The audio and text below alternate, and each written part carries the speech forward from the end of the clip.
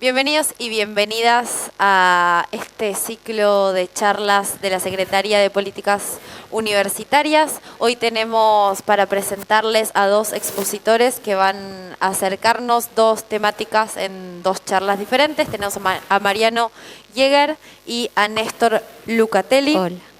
Quien Mariano nos va a exponer acerca de la política ambiental nacional de las últimas 3 décadas como garantía del futuro. ¿Qué pasado habrás querido tener mañana? Ambos son de la Universidad Nacional de La Matanza y Néstor luego nos va a acercar acerca de la temática salud y ambiente en la cuenca Matanza-Riachuelo, enfermedades emergentes y reemergentes también de la y hantavirus, me aclaran acá. Bien, no estaba en el título.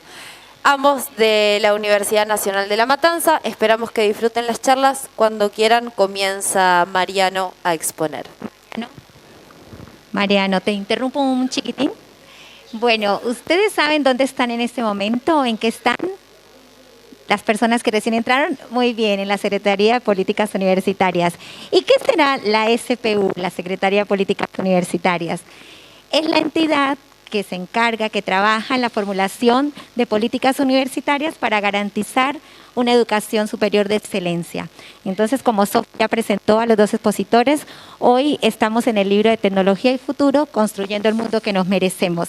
Y la charla va a estar acá en este librito, tenemos 3 libros más. Y siempre se hacen dinámicas. La idea es acercar las universidades nacionales públicas a las familias y a los chicos para que se interesen y sepan y se lleven preguntas de lo que nos ofrecen nuestras universidades. Así que va a empezar Mariano. Hola. Oye, ¿se escucha bien? Bueno. Ante todo, gracias por aguantar, digamos, este rato. ¿Qué? ¿Así? Ok. En realidad, yo no sabía a qué me enfrentaba.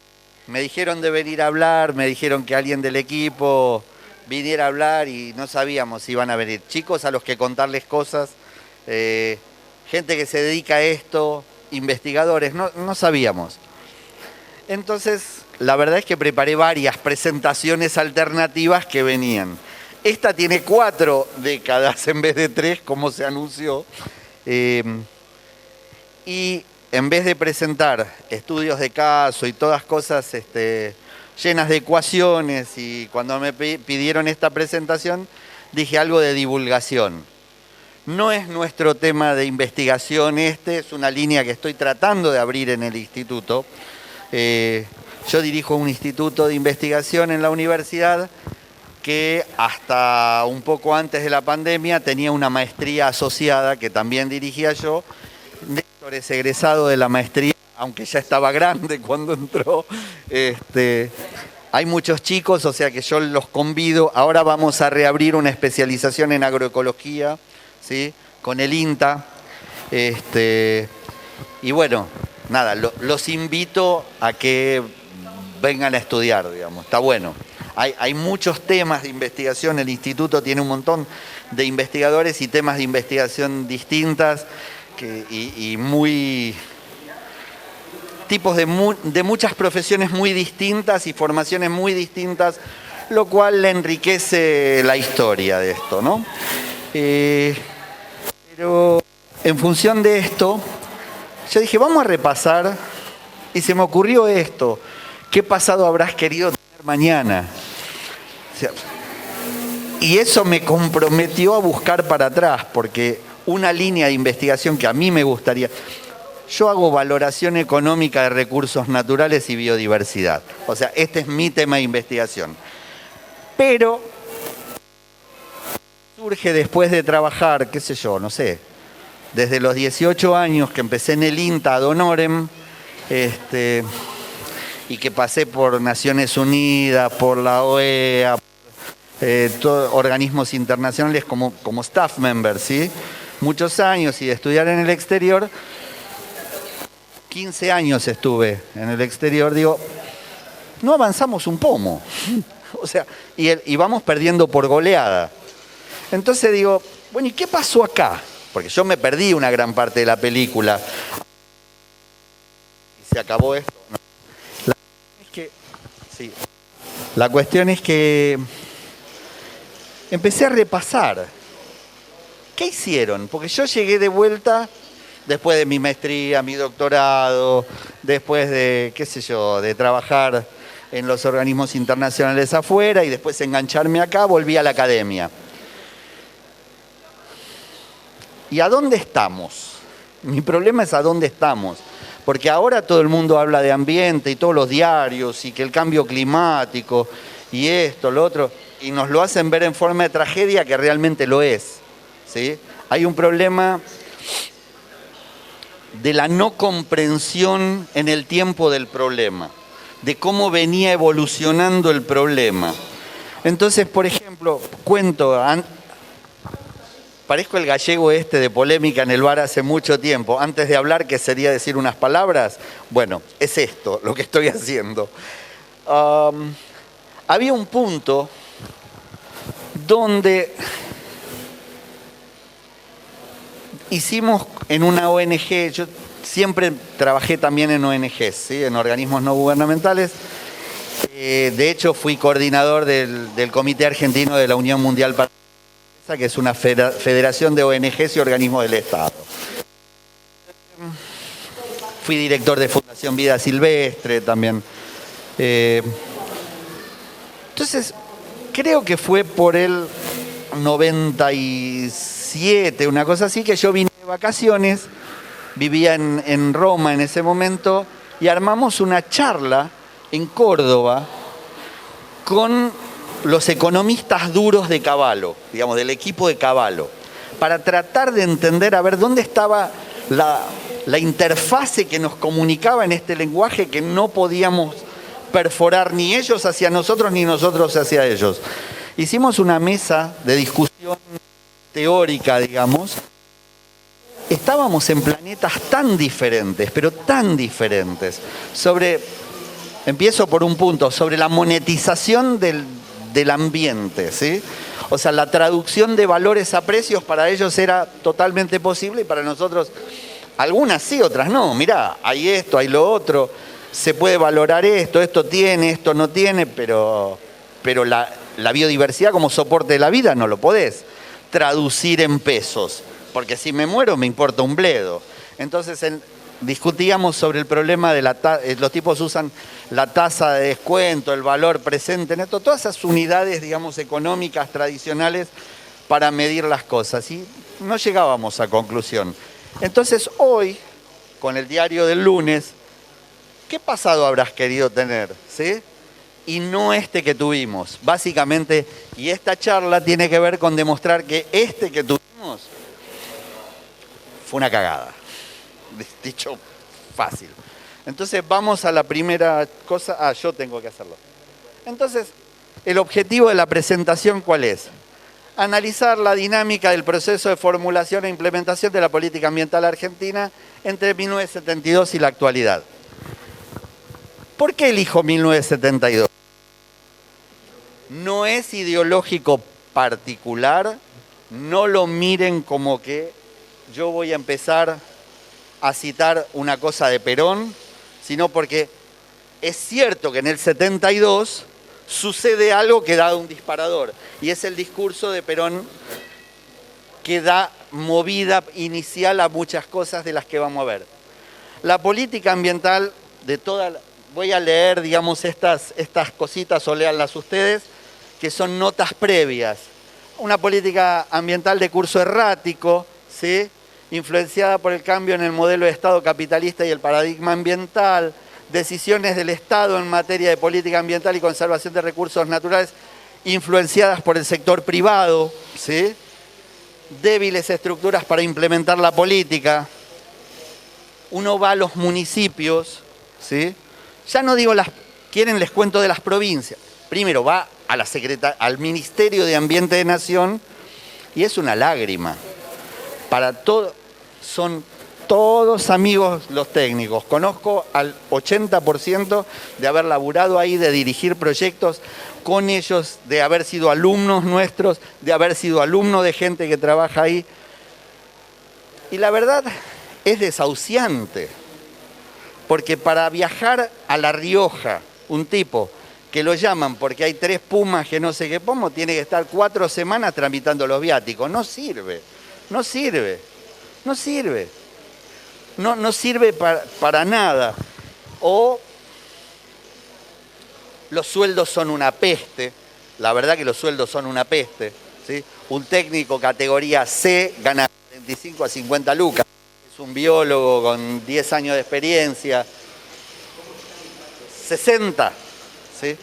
Padre de familia, madre de familia. Y con eso se las tiene que rebuscar. O sea, va de kiosco en kiosco. Es como la universidad. Si uno quiere tener investigadores, tienen que ser full time. No tiene que ser un tipo que va de una universidad a la otra, de un laburo al otro. No tiene tiempo de pensar. No tiene. Y no es por horario. Es por producción. De acá, por las edades, muchos deben ser estudiantes universitarios, ¿sí? O terminaron. En cualquier país civilizado, un docente universitario o un investigador tiene que publicar 2 trabajos cada 2 años, no 1 por año, para rendir. ¿Y por qué? Porque tiene un pensar. Pero no es de eso de lo que vine a hablar. Un estado cuasi permanente de crisis económicas, sociales y políticas. Entonces, el intercambio trabajo-ambiente, el intercambio calidad ambiental, cualquiera que no conoce mucho del área se lo come. Dice, sí, pero entonces si yo lo aprieto al industrial, el tipo se va. No, no es así, no es un intercambio, no hay intercambio, ¿sí? El derecho de joder a otro no existe. No existe hacer propias las ganancias y socializar las pérdidas. ¿Está bien? No existe eso. No es un derecho, eso es un abuso. ¿Está? Bueno, ¿qué pasó con Perón? ¿Por qué empecé con Perón? El mensaje ambiental a los pueblos y gobiernos del mundo de Perón, ¿sí?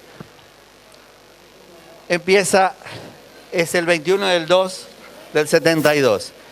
Y después de la Segunda Guerra, Perón en una charla sostiene que un peligro mayor afecta a toda la humanidad, después de lo que es la guerra. Afecta a la humanidad y pone en peligro a su misma supervivencia. Nos obliga a plantear, me olvidé de las comas y todo, bueno, no importa, a plantear la cuestión en nuevos términos que van más allá de lo estrictamente político y entran en la esfera de las relaciones de la humanidad con la naturaleza. Así empieza el discurso de Perón, ¿sí? Ha llegado la hora en que todos los pueblos y gobiernos del mundo cobren conciencia de la marcha suicida que la humanidad ha emprendido a través de la contaminación del medio ambiente y la biosfera, la dilapidación de los recursos naturales, el crecimiento sin freno de la población y la sobreestimación de la tecnología y de la necesidad de invertir de inmediato la dirección de esa marcha a través de una acción mancomunada internacional. Estamos 30 años antes del informe Brundtland, que es el informe de las Naciones Unidas donde largan el cuento del desarrollo sustentable, que podemos discutir durante varias horas si el modelo de desarrollo sustentable es un modelo o es un modelo social, digamos, o es una cuestión simplemente un modelo de suma cero, ¿tá? En el último siglo se han saqueado continentes enteros y le ha bastado un par de décadas para convertir ríos y mares en basurales y el aire de las grandes ciudades en un gas tóxico y espeso. El hombre inventó el automóvil para facilitar su traslado, ahora genera problemas de circulación, urbanización, seguridad y contaminación en las ciudades y agrava las consecuencias de la vida sedentaria. Las mal llamadas sociedades de consumo son en realidad sistemas sociales de despilfarro masivo basados en el gasto porque el gasto produce lucro. Ok, esto es en el 72, ¿sí? Hace 50 años. No me cuenten, no estoy hablando de que Perón sea un genio, no estoy hablando de nada. No lo sacó de la galera, otros ya lo decían también. ¿Se entiende?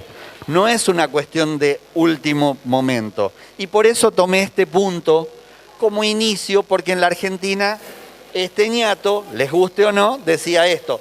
La hipocresía del sistema era no hacer nada o hacer todo. Después discutámoslo. ¿Está bien? Modos de pensar sobre el futuro. Citemos a uno conocido que es Gilberto Galopín. ¿sí? Profecía, pensar en una profecía, cómo va a ser el futuro, digamos una inspiración divina o sobrenatural. Consulta a expertos, tipos que saben y dicen que saben y dicen esto va a ser así. No sé cómo lo saben, después vemos y discutimos. Modelos anticipatorios.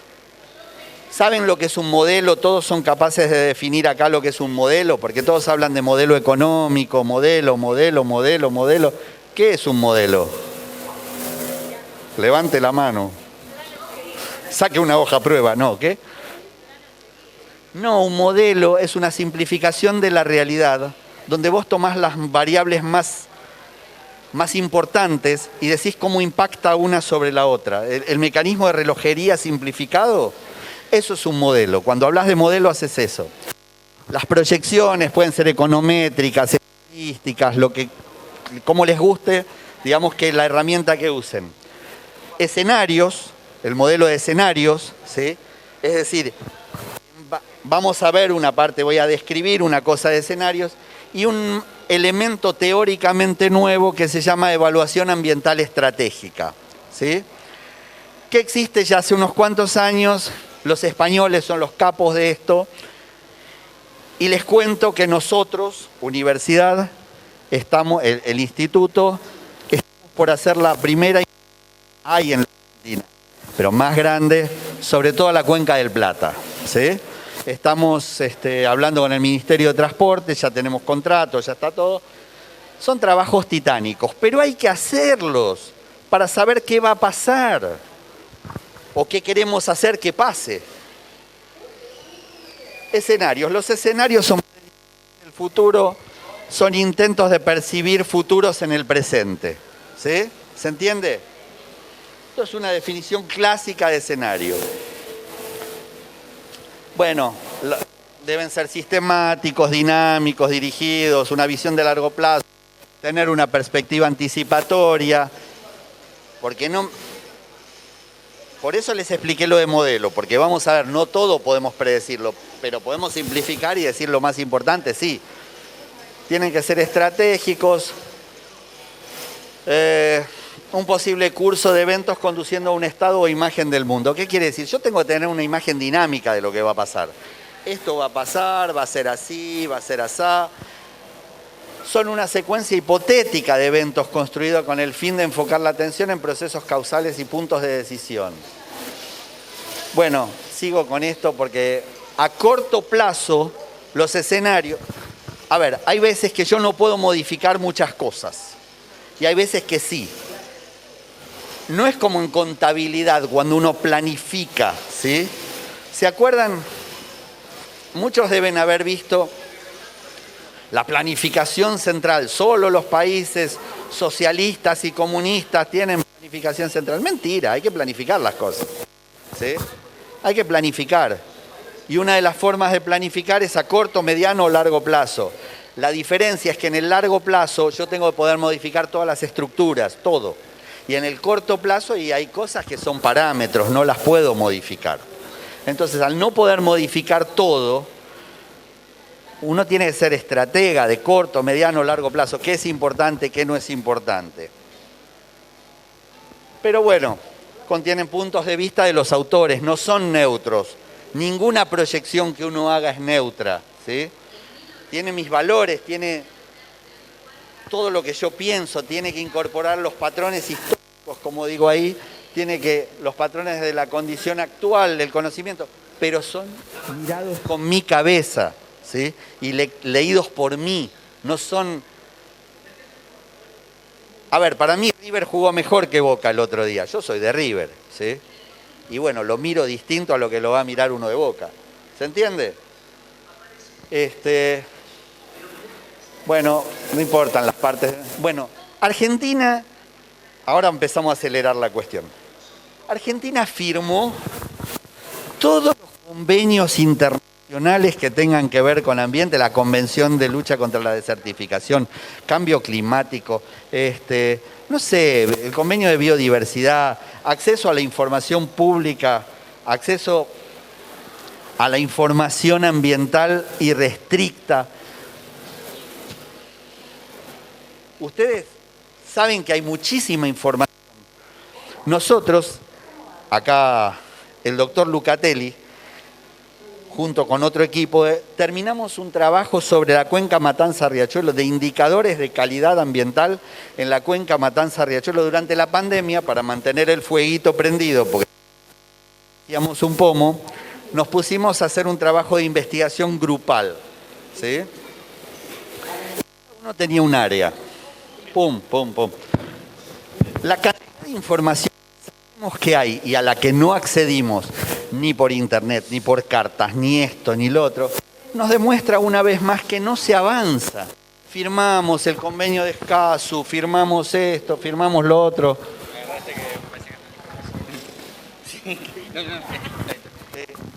Firmamos un montón de cosas, pero lo importante es que se cumplan. ¿Se entiende? Un papel pintado. Hay algunas cosas, pero vamos a ir viendo. Todos estos son convenios internacionales firmados, ¿eh?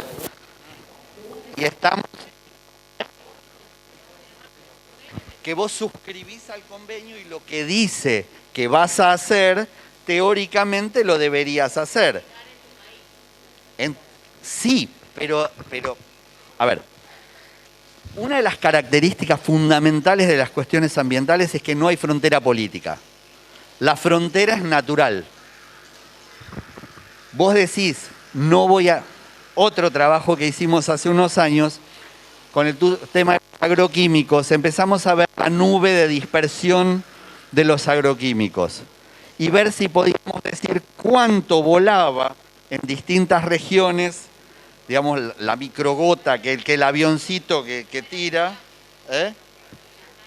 Pero no le embocás ni en pedo, porque vos tirás acá, si viene el avioncito, acá, 500 kilómetros, cae también. Ustedes saben que hay un estudio de la Universidad Nacional de La Plata, no lo tengo encima, pero lo pueden buscar, que estudian los productos vendidos en los supermercados que tienen agroquímicos, digamos, residuales. Hasta las toallitas íntimas femeninas tienen Roundup, ¿sí? O sea, no se salva nada, nada. Y es lógico, cuando te dicen que algo es agroecológico, que no tiene no sé qué, es complicado, es cierto, porque esa tierra tal vez durante 20 años no tuvo aplicación de ningún agroquímico. Pero lo volatilizado en la Argentina, de la soja. Argentina es el país que más soja transgénica tiene en valor absoluto, porcentualmente más soja transgénica tiene en el mundo. ¿Está bien? Más que Brasil y más que Estados Unidos. En valor absoluto, no volumen total. ¿Está bien? Entonces firmamos todas estas cosas y llegamos a la conclusión de que vamos a ver qué se cumplió durante esto que vamos a ver ahora.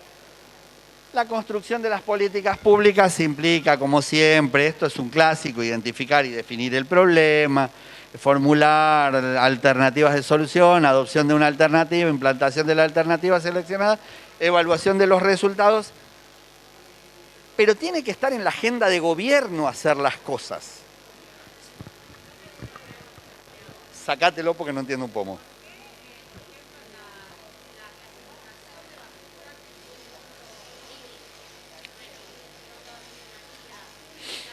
La separación, ahora podemos charlar.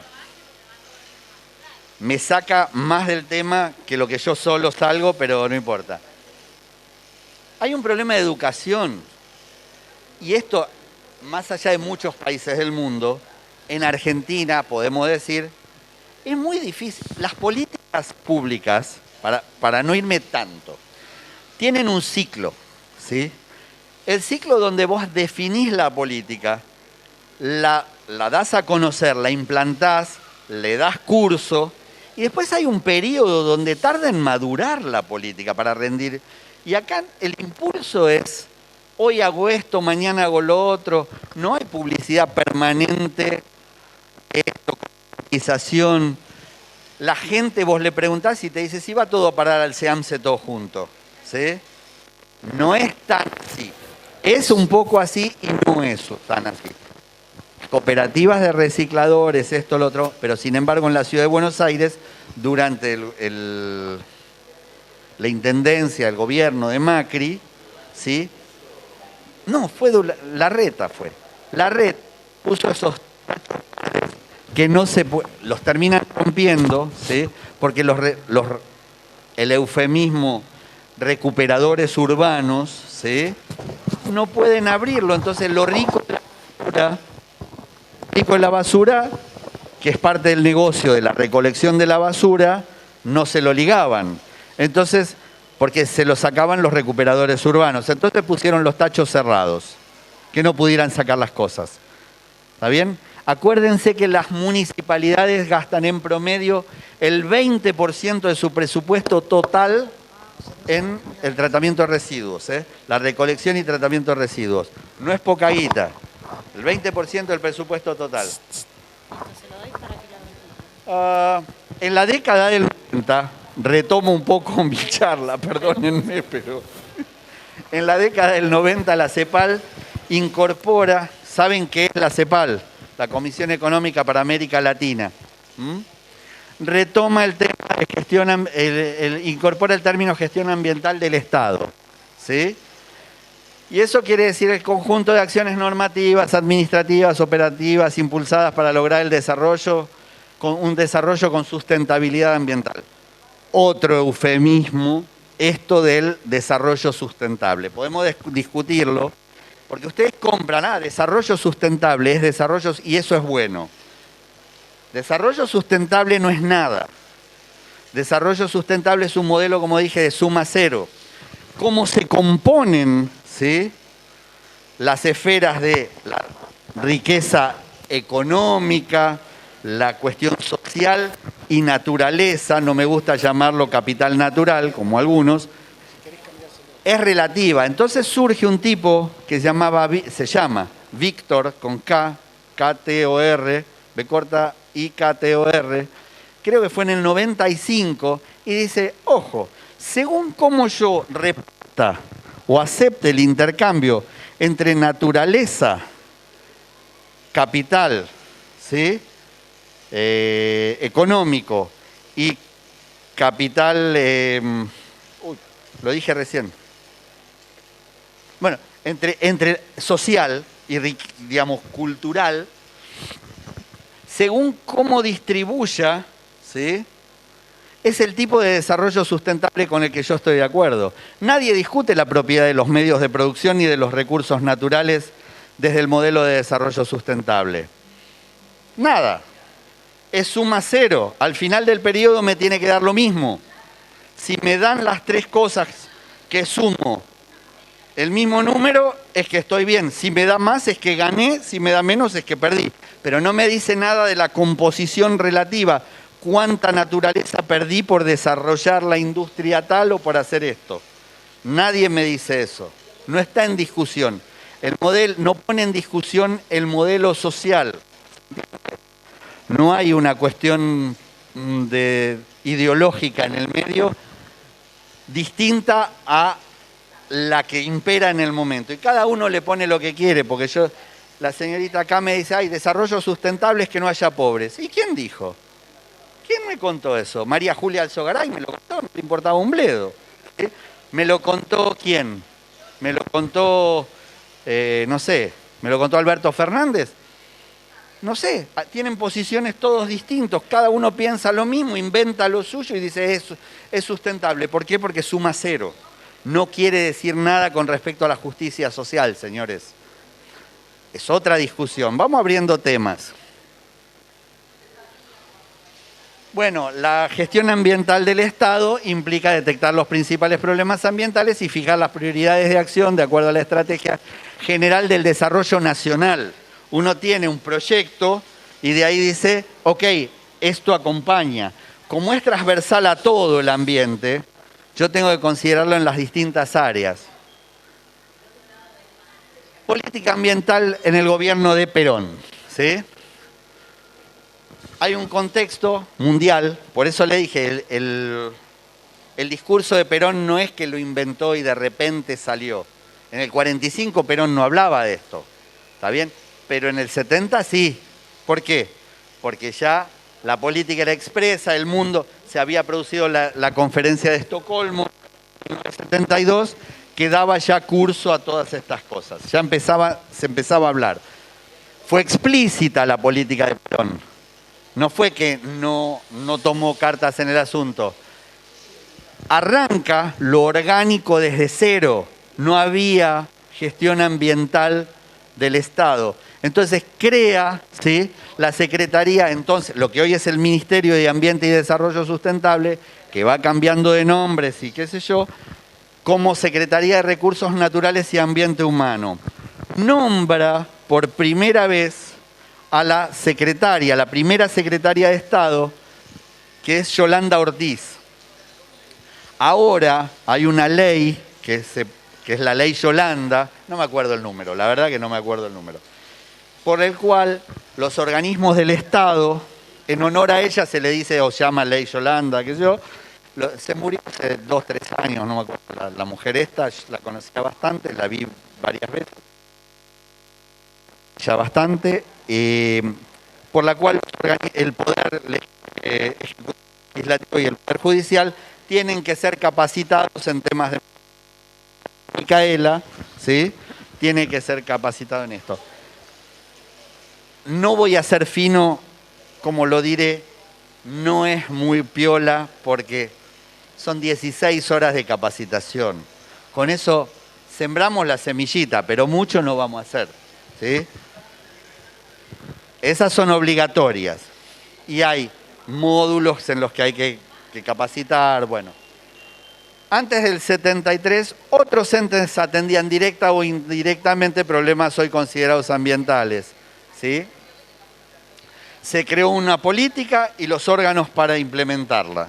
Este es el gran avance que se produjo en ese momento. No dio normas de alcance general, ¿sí?, pero sí proyectos de ley que cubrían algunos vacíos legales. La política ambiental apuntaba a la conservación y el desarrollo de los recursos naturales y el ambiente humano, a la protección y fiscalización de los recursos naturales y a la investigación. Se centraba en la naturaleza, el criterio general, veían ambiente es naturaleza, ¿sí? Ese era el punto de partida. No se encuadró completamente en ninguno de los paradigmas de la época. ¿Por qué? Por esta visión política de Perón de ser independiente y la tercera posición famosa. Ese es el gobierno de Perón y el ambiente. Discutamos después lo que quieran, si era así, si era asá, pero en síntesis esto es lo que pasó. Marzo del 76, digamos, el estado del bienestar, digamos, esta cuestión de la idea del estado del bienestar, que empieza a pasar hacia una cuestión de un modelo neoliberal, ¿sí? Ya venía igual, pero digamos que ese es un punto de inflexión muy importante. El proceso de reorganización nacional, ¿sí?, o sea, la dictadura, desarticuló las acciones iniciadas por Perón. Chau Pinela con el tema de la Secretaría, el ambiente, basta, no jodan con esta boludez, nosotros tenemos que importar, tenemos que, no se dicen malas palabras, queda grabado. Implementa medidas de política liberal y aperturista y desarma la estructura productiva. ¿Por qué? Porque con este concepto de la incorporación, digamos, de la necesidad de importar y el libre mercado, se va destruyendo la industria nacional. La política ambiental de la dictadura también, las incumbencias de la Secretaría, esta creada y nombrada, la mujer esta que les dije, Yolanda Ortiz, se diluyen, ¿sí? Se diluye absolutamente. Vivienda y hábitat están atendidos por el Ministerio de Bienestar Social en un momento y por el Ministerio de Salud Pública y Medio Ambiente. Salud Pública y Medio Ambiente, criterio, digamos, sanitarista de los tipos estos, ¿sí?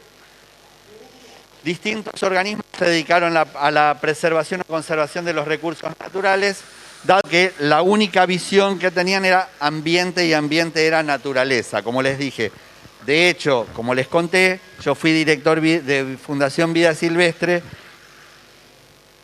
y me enteré después, cuando ya me habían contratado, que en realidad Martínez de Oz había sido uno de los creadores. O sea, como les dije antes, la potestad de esto del ambiente no quiere decir que sea, digamos, democrático o no democrático. Son cuestiones distintas como se ve. Y el modelo de desarrollo sustentable no quiere decir nada desde la justicia social. Acuérdense que en ese momento es que los guardaparques en los parques nacionales pasan a estar vestidos de verde como militares. Antes no era así. O sea, hay una militarización también de los parques y del concepto. Bueno, una de las características interesantes de esta época es que los organismos privados, las empresas, pasan a tener injerencia en las decisiones en la política ambiental o en lo que se hace respecto de los recursos naturales. ¿Está bien? Bueno, me parece que estas son todas partes de lo mismo, digamos, pero una cosa muy interesante y que les deja claro el punto es, se adopta el criterio de que el que contamina paga, el criterio contaminador-pagador. No es que cuestionamos la contaminación, sino si vos contaminás, vos pagás una tasa por contaminar. Es un absurdo, ¿sí? El que contamina paga. Primero porque el Estado se hace eco de tener que remediar después. ¿Se entiende? Él contamina con su empresa y yo después yo, papá Estado, digamos, tengo que ir a limpiar. No se pueden socializar las pérdidas y hacer propias las ganancias.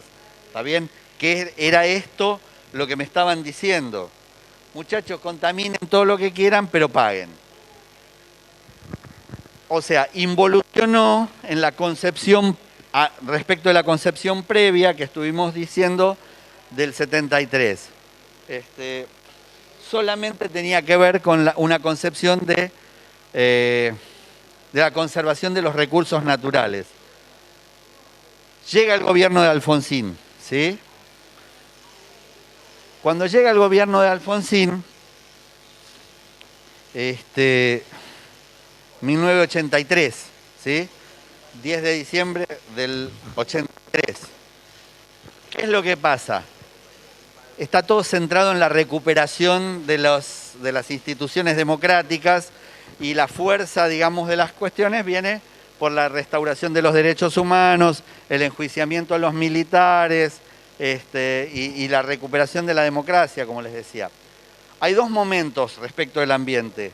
Una concepción parcial y fragmentada del ambiente que tiene que ver con esta dispersión de las atribuciones en varias dependencias, de estas atribuciones que antes tenía la Secretaría de Recursos Naturales y Ambiente Humano, ¿sí? Había quedado todo disperso, como dijimos, de los militares, de la época militar, en distintos organismos, ¿se acuerdan? Y después había un segundo momento con una concepción más integral, sanitarista, más urbanista todo, ¿sí? Y que tenía que ver con el sanitarismo y el tema de la reurbanización de los barrios carenciados y esto. En eso estaba el enfoque principalmente. En ese momento el mundo avanza hacia este paradigma nuevo, palabra que también es complicada, la de paradigma, ¿sí? Pero bueno, del desarrollo sustentable. Las crisis no daban lugar a la gestión ambiental. Estaba el foco puesto en otro lado. ¿Está bien? No, a diferencia de lo que pasó en la época de los militares, y en la época de los militares, no hubo una perforación, digamos, del poder de las empresas en la política ambiental, en lo poco de la política ambiental.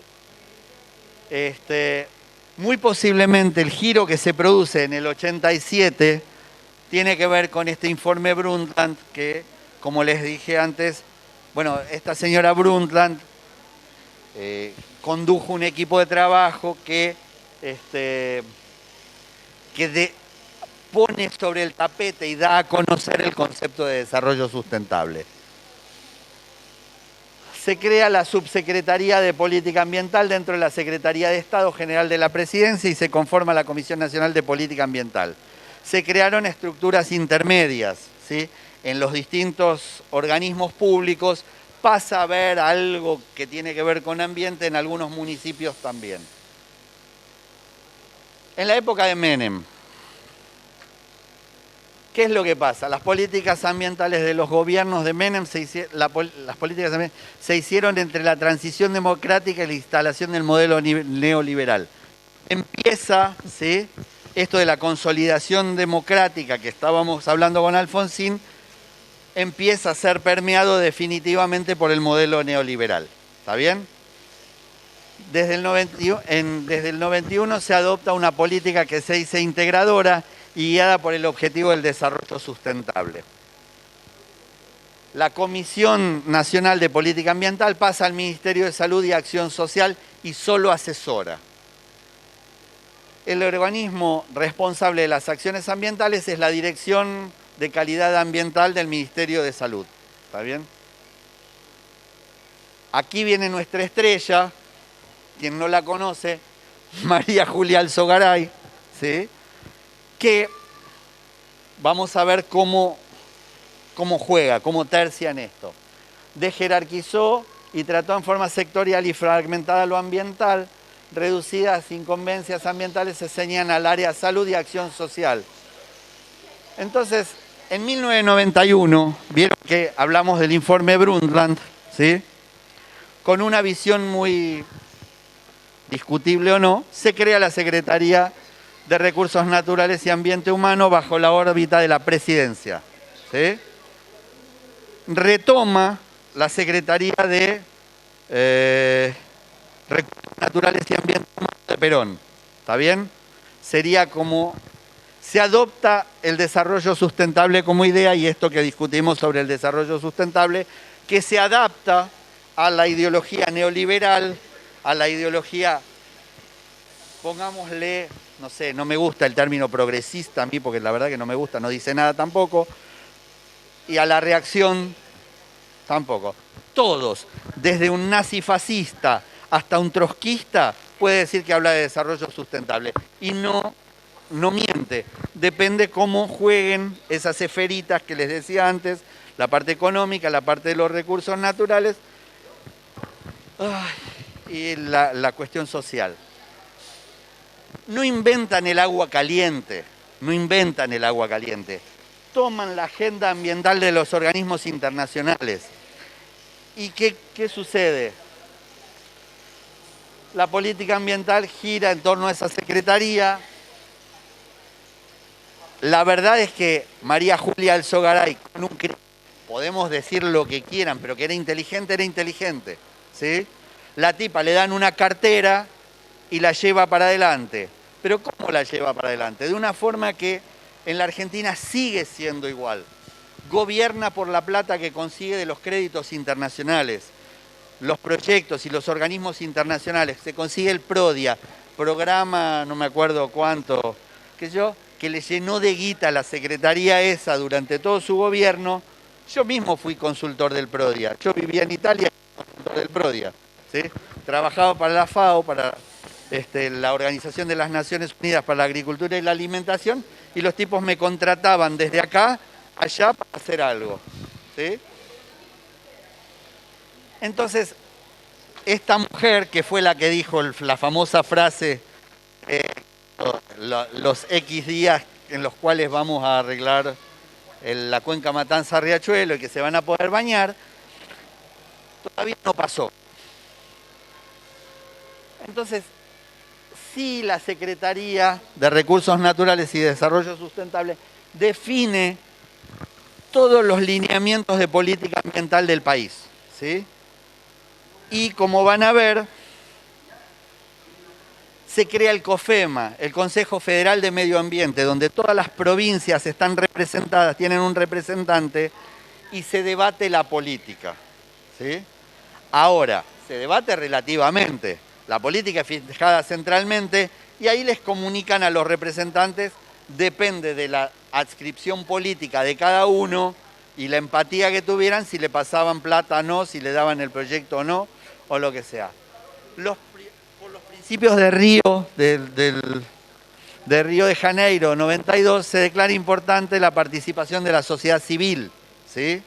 Entonces, si bien no influenció en nada, ¿sí?, la opinión pública, se le dio participación por primera vez en la definición de la política. ¿Qué quiere decir esto? Audiencias públicas, posibilidades de discusión. ¿Está bien? Las cámaras y las corporaciones siguen, al igual que en la época de los militares, participando de la discusión y presionando. Entonces el mercado impuso de esta manera ciertas normas ambientales. Es muy sintomático que en la Argentina la ley de envases, ¿sí?, todavía estamos en pañales con el tema de los envases. Señores, hace 40 años, como vimos, desde 1972 un discurso, hasta ahora, 50 años, no pudimos sacar una buena ley de envases, o la ley de glaciares, estamos con despelotes. De la Rúa. Continúa el esquema de gobierno de Menem. Ambiente depende del Ministerio de Salud. Después, otra vez la Secretaría va, vuelve, depende de presidencia o no. Después, la Administración de Parques Nacionales pasa a turismo. ¿Quién entiende que ¿para qué sirve un parque nacional? ¿Sí? No es para que vaya a visitarlo mi hijo. No tiene nada que ver, ¿eh? Ni mi nieto, ni mi sobrino, No. Un parque nacional es un lugar de conservación, que además puede haber turismo, que además puede haber educación. Es otro problema, pero son parches ecosistémicos que tenemos que conservar. ¿Se entiende? Ok. Todos estos ñatos después, digamos, durante el gobierno de Kirchner, durante el gobierno de Macri, de Cristina y de Alberto, pues seguimos con lo mismo desde Menem, ¿sí? Muchas cosas. Avanzan algunos proyectos, algunas cosas. Pero básicamente el problema se hizo mucho más complejo, mucho más grave, y la estructura de gobierno sigue siendo la misma. Que cambiemos el nombre del ministerio por secretaría por ministerio, que ahora se llama Dirección de Biodiversidad y antes era Dirección Nacional de Biodiversidad, no cambia nada. Nadie le ocurre decir, bueno, a ver, y si hacemos una cosa transversal, y si hacemos una cosa por cuencas, una administración por algo, hagan algo, porque no pasa nada, estamos igual que cuando vinimos de España, ¿sí? Y se gobierna, todos estos tipos han gobernado de acuerdo a la guita que les cae de los proyectos del Fondo Mundial para el Ambiente, del GEF, ¿sí? Global Environmental Fund. ¿Tá? Tengo ahora un proyecto para... Pero si no vas, estás en el horno. ¿Cómo es tu nombre? Entonces, Julieta, si no vas, estás en el horno. Hoy estás en el horno. Estás en el horno. Es el único motivo por el cual no se meten directamente. Okay. ¿Qué va a pasar cuando suba el pelo de agua del Río de la Plata 50 centímetros acá? Con la Avenida Libertador. Y con muchas otras calles, digo, porque es coquetísima. ¿Qué va a pasar? Se va a inundar. Que sí. Entonces, cuando suba el agua 50 centímetros porque se descongelaron los casquetes polares, ¿qué vamos a hacer? ¿Qué vas a hacer? Que era San Clemente del Tuyú, las casas que se cayeron, ¿por qué se caen? Por todo este desbole. No hay opción, no es una elección. ¿Entendés? No, ya sé, pero ellos no, digamos, políticamente no son ingenuos y no avanzan en el tema. Por Lo algo que pasa es. Que tenés que decidir. Ahora no hay más tiempo. Desde el 50, perdón, desde el 70 y pico, te demostré, en estos 50 años tuviste tiempo. Tuviste tiempo. No importa si fue Perón, si fue Trotsky, si fue, qué sé yo, Lenin, si fue Mao o si fue von Hayek. Digamos, no me importa si viene del liberalismo más absoluto o viene desde la izquierda más absoluta. Me lo dijeron, te va a pasar. Y nos está pasando. Sí, obvio. ¿Se entiende? Este es el problema. A ver, internacionalmente ya todo el mundo lo sabe. Mirá. La Patagonia está vendida. ¿Por qué? Pero eso es otro problema. Eso es otro problema. Pero no, Pero si seguimos, o sea, si vos la venta de las tierras, perdón, la venta de las tierras es una cosa, pero que vos no dejes que al lago escondido, digamos, llegue gente porque alguien compró y no hay derecho de paso, eso es una locura. Vos querés ir en el sur, me hablas del sur, andá por la Patagonia, ¿sí? Yo soy un fanático y pesco y ando y estoy... Y laburé muchos años en las costas, la Patagonia, toda la cuestión. ¿A dónde bajás con un bote? Todos se lo apropiaron. Toda la costa se la apropiaron. No podés bajar con un bote. No tenés dónde bajar un bote al agua. Se lo apropiaron todo. Y bueno, pero eso tenés que decidir. En la política tenés que decidir. En la política ambiental vos tenés que decidir. No podés no decidir.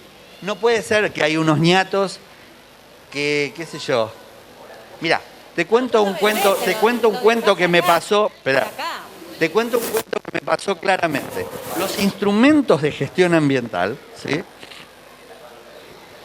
Tenés dos, la ley y los instrumentos de inducción. La ley es la ley y se cumple por definición, teóricamente, ¿sí? Aunque a veces es de cumplimiento voluntario. Eso es otro problema. Pero vos tenés los instrumentos de inducción, que son las multas, los permisos comercializables, las tasas, todas estas cosas.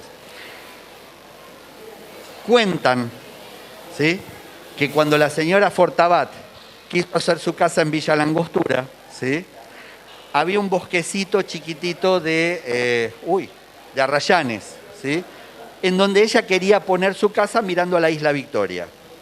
Es precioso el lugar, ¿eh?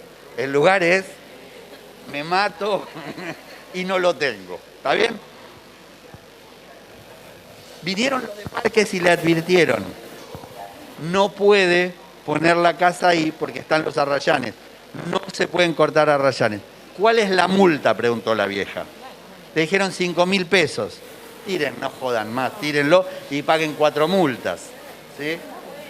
Entonces vos tenés que arbitrar los instrumentos. Hace unos años, en una conversación con Zaffaroni, ¿sí?, por el tema del yaguareté, yo en ese momento me dedicaba solamente a biodiversidad. Entonces estábamos hablando de los derechos de los animales. No sé si leyeron un libro de él, de la Pachamama. Hay un libro muy interesante sobre el derecho de la Pachamama. Entonces fuimos a preguntarle. Y él dice, el derecho de la Pachamama, un tipo que mata a un yaguareté paga 500 pesos y se va. Y listo. O nada. Y no podés. Tenés que hacer que ese tipo vaya preso, que ese señor tenga un problema. No es libre, si no, no lo vas a convencer que no. Si le mató ganado, ¿sí?, el animal le mató ganado, y bueno, el Estado, si quiere conservar el yaguareté, tendrá que compensarlo, de alguna forma. ¿Se entiende? Bueno, conclusiones, para ir terminando un poquito. Durante todo este tiempo, la concepción del ambiente, ¿sí?, traspasa las gestiones y se sostiene en una ideología capitalista antropocéntrica, sin cambiar más que la estructura de la organización institucional, los modelos de pensamiento. Bueno, la agenda, todo esto es lo que vinimos diciendo, la agenda internacional sigue rigiendo la política, los organismos internacionales dan normas y nosotros las seguimos. No hay, esto que hablamos al principio, una elaboración de escenarios seria y una evaluación ambiental estratégica de qué pasaría si hacemos cada cosa en esos escenarios. Desde Menem hasta Macri, los directores de área de política en general a nivel nacional fueron los mismos. Imagínense, continúa la misma política, esto es lógico, si continúa el mismo tipo como director, es que continúa. Se financia la política con estos proyectos JEFs y con pequeños aportes del Tesoro. No se invierte, se considera gasto, todavía no logramos que el ambiente se considere una inversión y no un gasto. No hay concursos para personal, con problemas igual mucho mayores, la estructura de gobierno es la misma. En los municipios y en las provincias, olvídense, hay muy poca estructura, es muy débil la estructura. Las estructuras de gobierno municipales o provinciales son muy débiles para enfrentar este problema. Tenemos que tener estructuras de gobierno acorde con la política que queremos implementar. Y no hay planificación basada en el conocimiento, ¿sí? Muchas gracias. Y esa frase me gustó, me llegó un cosito y me encantó, porque el miedo, la ignorancia y la injusticia priman, ¿sí? Y eso hace en la política ambiental una parte central. Muchas gracias.